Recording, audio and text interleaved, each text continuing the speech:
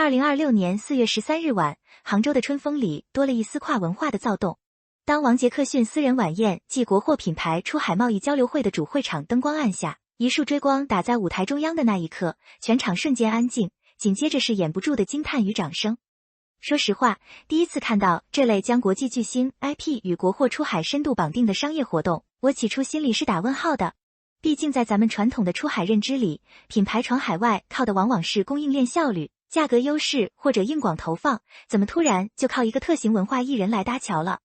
但当你真正坐进现场，看着那位从河南商丘走出来的王永华，戴着标志性的礼帽、白手套和极具感染力的舞台步伐缓缓登场时，你就会瞬间明白，这绝不是简单的蹭热点或角色扮演。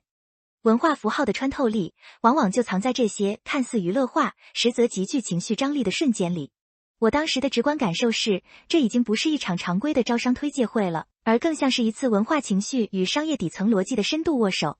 在全球化进入存量博弈、流量红利见顶的今天，中国品牌出海早就过了拼参数、拼价格的 1.0 阶段，现在拼的是谁能讲出让人记住、让人共情的故事。王杰克逊的空降，恰恰用一种最直观、最具象的方式，把文化赋能这4个字从枯燥的 PPT 里拽了出来，直接扔进了现实的商业土壤。这种开场设计既大胆又精准，咱们得客观聊聊王杰克逊这个 IP 到底特殊在哪儿。很多人一听到模仿秀，第一反应可能就是山寨或者快餐式娱乐，但王永华能拿到迈克尔·杰克逊家族的官方认可，甚至被赋予联合国和平文化大使的身份，这说明他走的早就不是单纯的形似路线，而是精神内核的延续。他在主题分享里反复提到热爱2个字，从农村少年到站上国际舞台，支撑他熬过无数个枯燥排练日夜的，就是对音乐和舞台的纯粹执着。说实话，听他娓娓道来这段跨越10几年的心路历程时，我挺触动的。现在的商业环境太浮躁，所有人都在谈变现周期、ROI 转化、私域漏斗，但真正能跨越文化壁垒、建立长期信任的，永远是那种带点笨拙却无比真诚的长期主义。王杰克逊把自己定位成文化桥梁，这话说得特别实在。模仿只是敲门砖，真正的商业价值在于他多年全球巡演积累的海外认知度与粉丝信任。你看，他懂西方观众的审美语境，也懂东方文化的底蕴与克制，这种中间态的身份，在跨文化传播里简直是稀缺资产。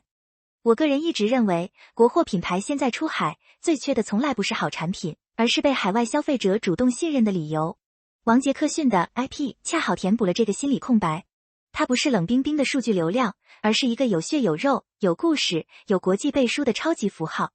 把这种符号嫁接到国货上，等于直接给品牌做了一次文化信用担保。这招在品牌出海的下半场，确实高王杰克逊在现场还提到一个特别有意思的市场观察，海外消费者对中国制造的印象正在经历一场静悄悄的质变。以前大家脑子里跳出来的词是便宜、量大、白牌代工，但现在呢？品质稳定、设计美学、国潮文化成了高频搜索词。这个变化，咱们做跨境和出海品牌的应该都深有体会。我自己在跟一些欧美及东南亚的渠道商交流时也发现，他们现在对中国供应链的诉求，早就从能压多低变成了能做多独特，能讲出什么差异化故事。这背后其实是全球消费审美升级和中国供应链话语权重构的双向奔赴。王杰克逊敏锐地捕捉到了这一点，所以他明确提出要把国际流量转化成助立国或腾飞的流量。这个流量的提法，我觉得特别到位，也特别戳中行业痛点。流量是流水，来去匆匆，烧钱买曝光的时代已经过去了。流量是沉淀，是复购，是品牌心智在异国他乡的扎根。怎么转化？靠的就是文化共鸣和持续的价值输出。你光靠一次联名海报，一场海外快闪，热度绝对撑不过1周。但如果你能把王杰克逊代表的这种跨越国界的艺术精神和国货本身的匠心品质揉在一起，做成系列化的内容矩阵和本地化运营，那就能在海外消费者心里种下一颗长期的种子。说实话，很多国货出海项目折戟沉沙，不是产品不行，而是营销节奏太短视，错把曝光量当成了品牌资产。王杰克逊和星火推传媒这次打的配合，其实就是想把流量思维硬扭成流量思维。这需要耐心，也需要体系，但方向绝对是踩准了时代脉搏的。说到落地执行，就不得不提这次的主办方之一杭州星火推传媒有限公司。他们没搞那些虚头巴脑的宏观概念，直接甩出了国货出海的5维赋能体系：产业赋能、渠道赋能、宣传赋能、文化赋能、联名赋能。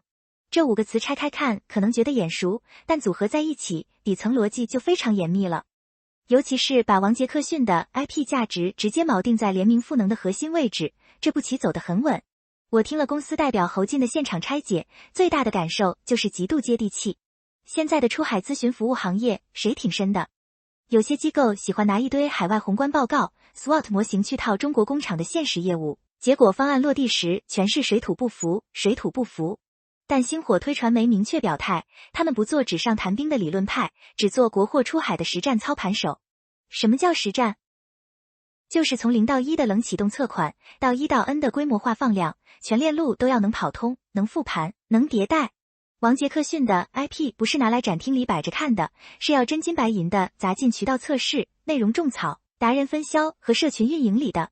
我个人非常认同这种结果导向的操盘心态。品牌出海从来不是请个明星拍支 TVC 就万事大吉，它涉及到海外合规、税务物流、支付结算、本地客服、反馈等一系列脏活累活。5维体系里，产业和渠道是底盘，宣传和联名是放大器，文化是粘合剂。缺了哪一环，车都跑不远。星火推传媒能把这套逻辑梳理清楚，并且敢把国际 IP 直接绑在战车上做压力测试，说明他们对海外市场的颗粒度摸得够细。这种不玩虚的、直奔业务增长的打法，正是当下国货出海最需要的破局利器。当然，光有前端的营销声量和 IP 打法，后端要是拉胯，一切归零。这就引出了这次大会的鼎力支持方——杭州星火之家科技有限公司。他们可能不像传媒公司那样天天站在聚光灯下，但干的都是修桥铺路的硬核基建活。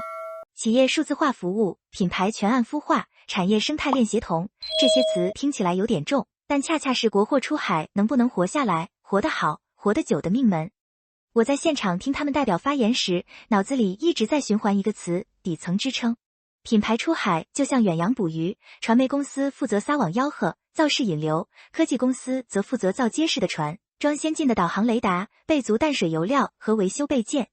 星火之家科技这次跟星火推、王杰克逊形成主办加支持的深度协同，其实打通了一个非常完整的商业闭环，从前端品牌策划、IP 营销造势，到终端产业落地、海外履约，再到后端技术服务、数据反哺，全链路能力全部在线。说实话，现在市面上很多出海项目，前端 PR 吹得天花乱坠，后端供应链一断，海外仓一爆雷，本地化运营一塌糊涂，直接全盘皆输。星火之家科技明确提出要在供应链整合、海外渠道拓展、品牌本土化运营上做扎实的底层支撑，这话不是场面客套，是实打实的痛点解药。我个人的体会是，未来的出海竞争早就不是单点突破了，而是生态战与系统战。谁能把前端的流量获取和后端的履约交付无缝咬合，用数字化手段把损耗降到最低，谁就能在海外站稳脚跟。这三方的联手，本质上是在搭建一个文化、IP 加数字营销加产业基建的新型出海操作系统。这种协同模式，如果能在更多垂直赛道跑通，绝对值得整个跨境行业认真复盘和借鉴晚宴环节，才是真正见真章、拼效率的时候。没有台上台下的距离感，大家围坐在一起，聊渠道分层，谈定价策略，对本地资源。我坐在旁边旁听了几桌的碰撞，明显能感觉到那种务实且高频的商业氛围。很多国货品牌创始人直接拿着产品目录和海外运营痛点来找对接，王杰克逊的团队和星火推的操盘手们也是现场给路径、排时间表、拉资源群。这种短平快的对接效率，说实话，在现在动辄搞形式主义的商务活动里挺难得的。不少品牌当场就敲定了初步合作意向，有的甚至直接拉了专项群，开始推进样品寄送、合规备案和渠道测试。看着这一幕，我其实挺感慨的。以前我们总觉得国货出海是个宏大的产业叙事，离中小卖家很远。但现在你看，一个国际文化 IP， 加上一套成熟的操盘体系，再加一个靠谱的产业支撑平台，就能把高大上的战略拆解成接地气的生意账。这恰恰也是杭州这座城市的独特魅力所在。作为数字经济第一城，杭州早就把务实创新、敢为人先刻进了商业基因里。这里不缺风口概念，但更缺的是能把风口变成产业链，把概念变成现金流的执行力。这次活动的成功举办，不仅仅是办了一场漂亮的跨界晚宴，更是把杭州在内外贸一体化上的创新活力，实实在在地转化成了商业动能。我越来越觉得，中国品牌走向世界，不需要多么悲壮的英雄叙事，只需要像今晚这样，一群懂文化的人，一群懂生意的人，一群懂技术的人，坐在一起，把该解决的痛点一个个拆解掉，跑通它。当文化桥梁真正变成商业引擎，当中国制造真正升级为中国品牌，我们离那个让世界通过中国品牌读懂中国文化的愿景，其实已经不远了。这条路还长，坑也不少，但方向对了，节奏稳了，就不怕慢。